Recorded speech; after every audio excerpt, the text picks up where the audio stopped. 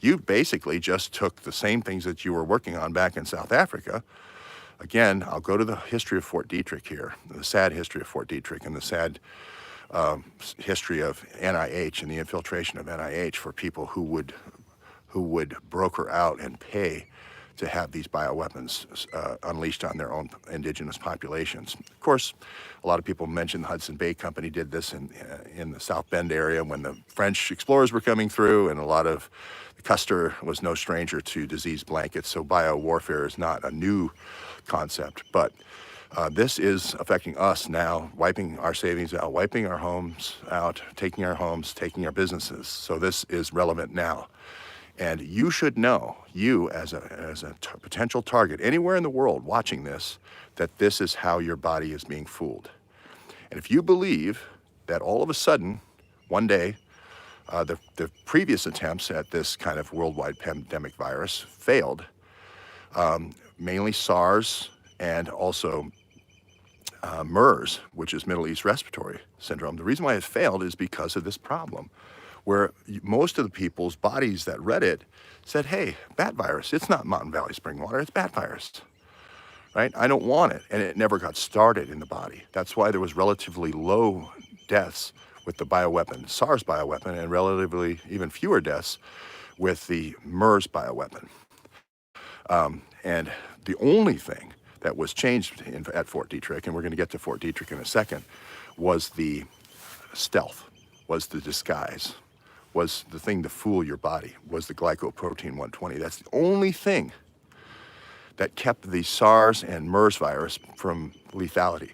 Not lethality in the virus, but lethality in the reach of the virus, the spreadability of the virus. But this glycoprotein also allows the virus to hang around at different temperatures, whereas the other virus doesn't do so well in the wild, if you will. So that's very important.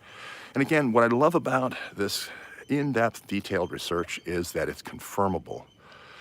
Every scientist around the world immediately knows what I'm talking about. Every scientist around the world immediately, just without even looking at the literature, says, yeah, he's right. That doesn't happen in nature.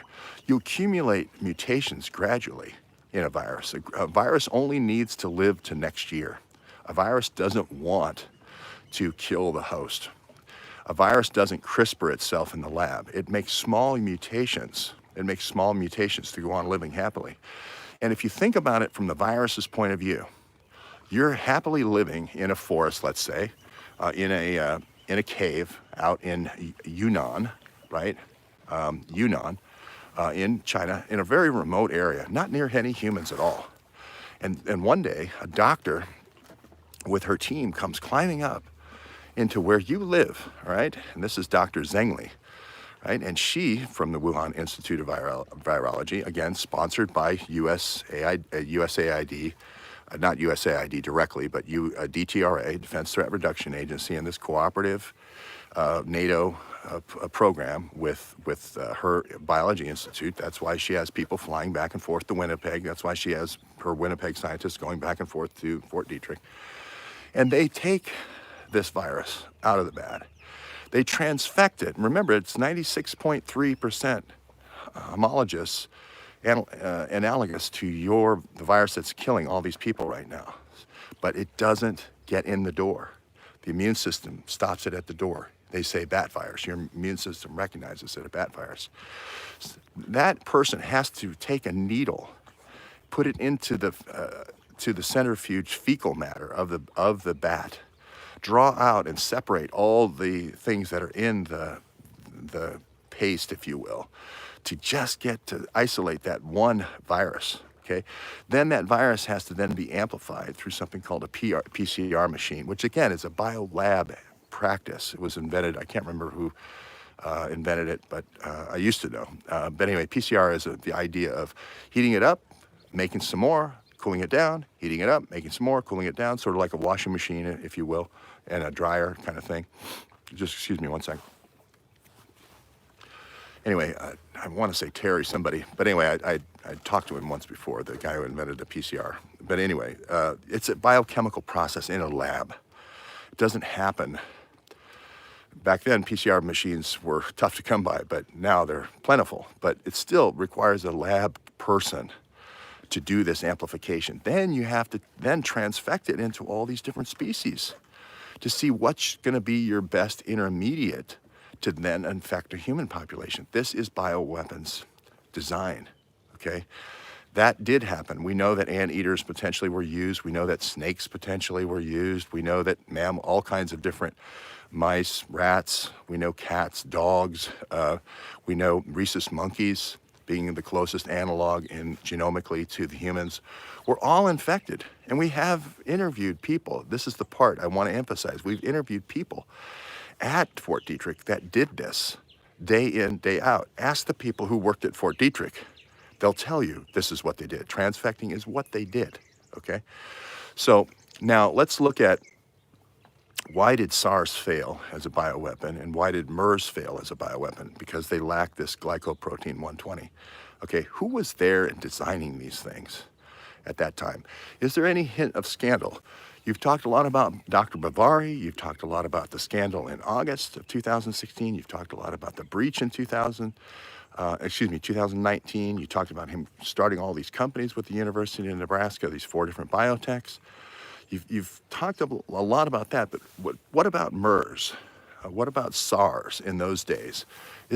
Wouldn't that be the root of it? If those were the failed bioweapons, then wouldn't the roots go back to the beginning there, for the original SARS bioweapon and the original MERS bioweapon? And yes, the answer is true. Yes, the person who ran the U.S. Medical Command for Northcom was a guy by the name of George Waitman. Easy to remember, George. I'm a George. He's a George. And Waitman, hopefully, that's easy to remember as well. And he was fired from his job, if you remember the scandal, at Walter Reed Hospital for uncleanliness, right? And no paint on the walls and so forth. But it was covering up a much bigger thing that was happening, which was the charter of the Fort Detrick changed from the Cold War creating bioweapons to the post-Cold War, after the fall of the Soviet Union, to biodefense. This means you don't go around creating SARS and you don't go around creating MERS. You will find when the cold light of day hits all the facts here, that's the real reason George Waitman was relieved of his command. And his predecessor was, I believe, even more involved, which is George Korsch. Another George, K-O-R-C-H, both colonels. It's the colonel level. There's a general that oversees the whole medical command. U.S. MRI ID, which is the Fort Detrick lab, is run by a colonel. And then there's a colonel that comes in after that called Skvorak, kind of like the Dvorak keyboard, S-K-V-O-R-A-K. Okay, this is the critical time period. Not saying that these folks were directly involved financially and had something to gain, these colonels, for this bioweapons development, but the lab did switch to an offensive footing. Now you can play semantic games with, hey, we had to develop the bioweapon in order to develop the defense, but we've talked to, remember Task Force and I going up there and talking to bioprotesters, talking about the monkey labs, talking about killing the monkeys with the bio testing, talking about the monkeys in the 8-ball, right? If you don't know the atomizer machine, the 8-ball machine to test the effectiveness of bioweapons, it's called the 8-ball. They put the monkeys in the 8-ball. They tested these different bioweapons. I believe both SARS and MERS in these formative years, 2003, going on to 2009, 10, 11, forms the backbone of when this transition happened between, biodefense, which was what they were doing, to bio-offense, bioweapons, okay? And it's very important to understand the history of SARS and MERS and who was running the place, and the fact that if you look at what they're doing now, again, it follows the Bavari example. George Korsch, who was running that group, now is at Battelle, running biodefense at Battelle. So all the response to this current situation, who's the benefactor? George Korsch. Now that's just not a good thing, given the fact of all of our research around Battelle in Columbus, Ohio, all the nuclear diversion at Battelle. We have the Farsi trucking company going back and forth there with seemingly everyone in the company speaking Farsi.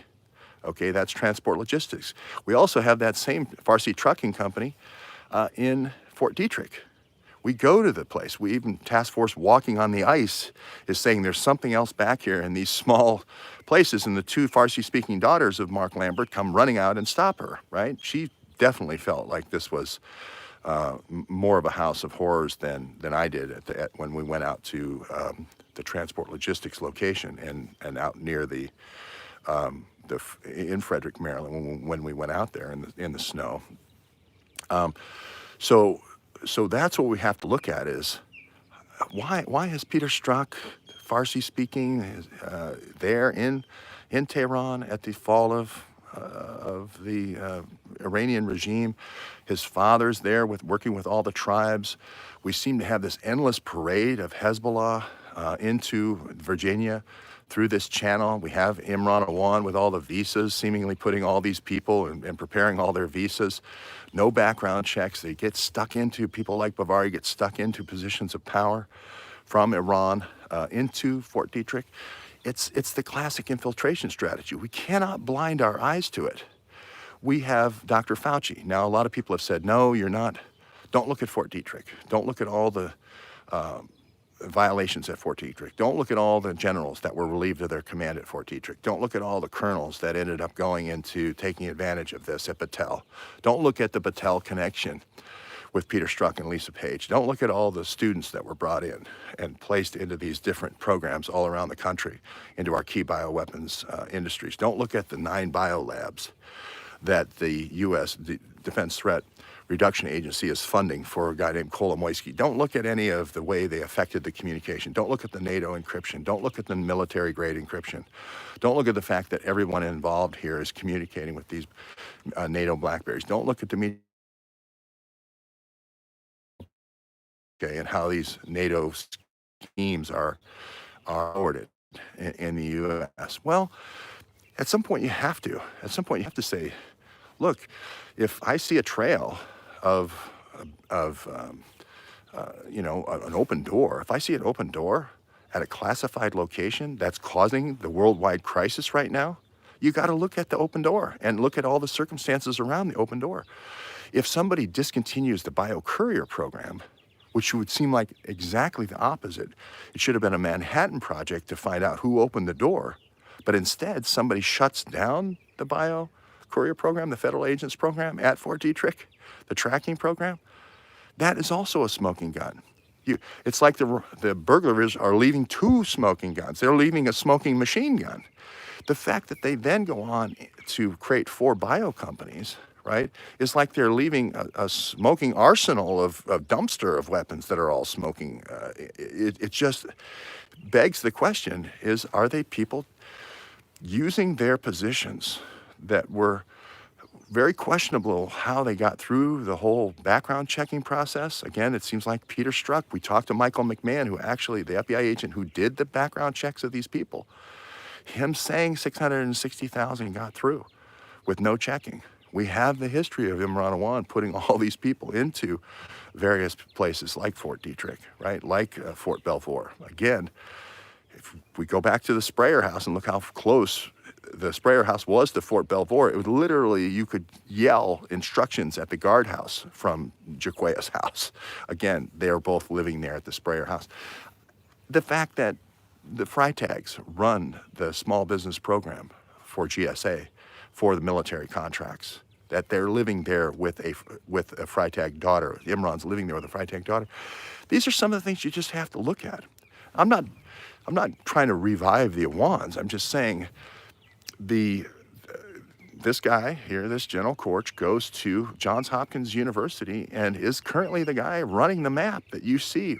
He's currently the guy giving the orders to the people doing the graphs, the Johns Hopkins graphs that you see right now. He's currently the Battelle guy running this whole show, this whole Truman Show, right? So you have to look at that. You can't blind your eyes, especially when you have so many people dying around the world. I believe there's 3 more bioweapons past this. There's a couple of good visualizations out there that show the 5 different classes of bioweapons, but it's going to be glycoprotein 120. You cannot talk about those 885 amino acids got into the S protein. There's no doubting that, and they weren't in the 6 previous breeds variants of this virus. You have to look at SARS, you have to look at MERS as failed bioweapons, you have to look at glycoprotein 120 as the thing that fooled every body in the world.